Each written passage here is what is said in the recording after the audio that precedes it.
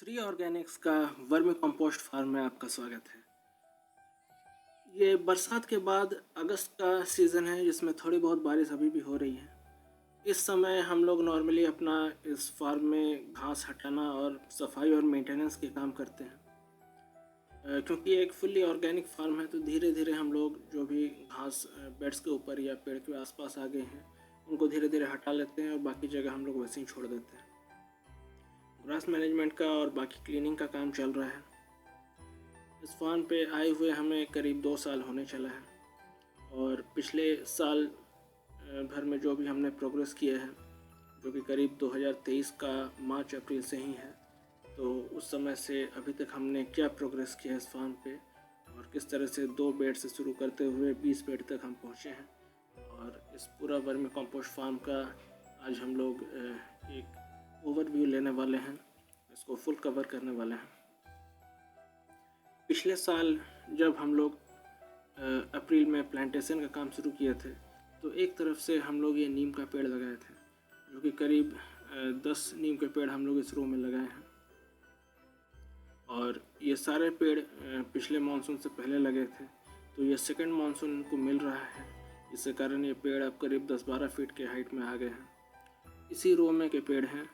फिर बीच में एक वर्मी कंपोस्ट का बेड है और उसके बाद एक बीच में जो स्पेस है वो सामने से लेके पीछे तक फार्म में जाने के लिए वो स्पेस छोड़ा गया है। और उसके भी दोनों तरफ हमने फ्रूट ट्रीज़ का प्लांटेशन किया है, जैसे कि ये सहतूत का पेड़ है और उसके बाद ये लंगड़ा आम का पेड़ है और इसी तरह से हमने और भी फलों का पेड़ बीच में लगाया हुआ है। ये वर्मी कंपोस्ट का जो आखिरी लेयर है उसको जमा करके हम लोग रखे हैं, ताकि जो कल्चर में से जो केचुआ है वो अपने आप ही जो फ्रेश गोबर है उसमें मूव कर जाए। उसके बाद धीरे धीरे हम लोग इस कल्चर में से खाद को हटा लेंगे और बाकी जगह में भी फ्रेश काउडंग डाल देंगे। और ये बीच का जो स्पेस है जो हमने खाली छोड़ा है ताकि फार्म में नेविगेट हो सके आसानी से, तो उसमें हमने इसी तरीके से पेड़ पौधे लगाए हैं ताकि जो स्पेस है उसको फुल्ली हम लोग यूटिलाइज़ कर सकें। तो एक साइड में जहाँ हमने फ्रूट ट्रीज़ लगाई हैं, तो ये सारे फ्रूट ट्रीज़ को किस तरह से लगाई गई हैं, प्लस इसमें कैसे हम लोग इसका मेंटेनेंस करते हैं, वीडिंग किस तरह से इसमें वर्मी कंपोस्ट देते हैं, वो सारा डिटेल हम लोग शॉर्ट्स में कवर करते हैं। तो अगर आप चैनल में नए हैं तो चैनल को सब्सक्राइब करें और जो चैनल में जो शॉर्ट वीडियोस है या जो फुल लेंथ के वीडियोस हैं उन्हें जाके ब्राउज़ करें, तो आपको उसमें से सारे वीडियोस आपको दिख जाएंगे कि किस तरह से हम लोग मेंटेन करते हैं।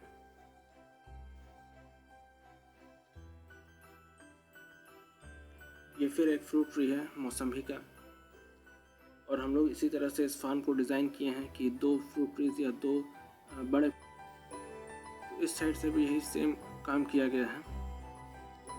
और इसमें से अब कुछ पपीता के पेड़ थोड़े बड़े हो गए हैं तो उनमें फ्रूटिंग आने लग गई है। ये रेड लेडी 786 पपीता का पेड़ है जिसमें फ्रूटिंग अर्ली आती है और जैसा दिख रहा है कि एकदम नीचे से ही फ्रूटिंग स्टार्ट हो गई है और बहुत अच्छे साइज़ के फ्रूट्स लगने शुरू भी हो गए हैं। तो ये जैसे जैसे ये पेड़ बढ़ेगा ये नीचे से ऊपर तक इसी तरीके से फ्रूट से भर जाएगा। और यहाँ पे भी वही सेम कॉन्सेप्ट है कि 2 पपीता के पेड़ के बीच में एक अनार का पेड़ हम लगाए हैं ताकि जो बड़े पेड़ हों उसके बीच में छोटे पेड़ भी लगे रहें और जगह को और अधिक हाई डेंसिटी में यूज़ कर सकें। इसके बाद ये एक नींबू का पेड़ है और उसके बाद फिर से एक पपीता का पेड़ है और उसके बाद फिर एक जामुन का पेड़ है, फिर एक पपीता का पेड़ है और उसके सामने में रो का स्टार्टिंग में एक कटहल का पेड़ लगाया गया है।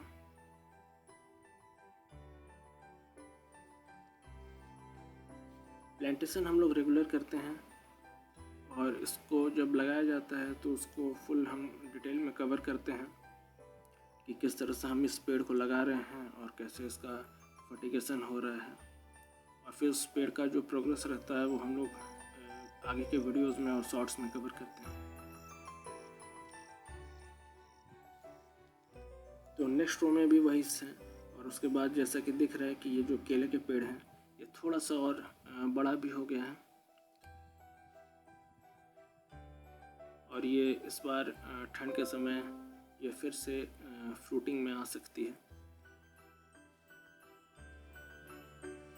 और इसी में आगे जैसा दिख रहा है कि इसमें करीब 10 आम के पेड़ हैं और मैंगो ट्रीज़ की भी इसी तरीके से प्लांटेशन हुई है कि बीच में केला का पेड़ है, उसके बाद फिर से एक मैंगो का ट्री हमने लगाया हुआ है। और सारे ट्री हैं क्योंकि पिछले साल का लगाया हुआ है तो थोड़ा बहुत ग्रोथ उसमें दिख रहा है। और अब फाइनली इनको ये मानसून मिल गया है जहाँ से ये फास्ट ग्रोथ ले सकते हैं।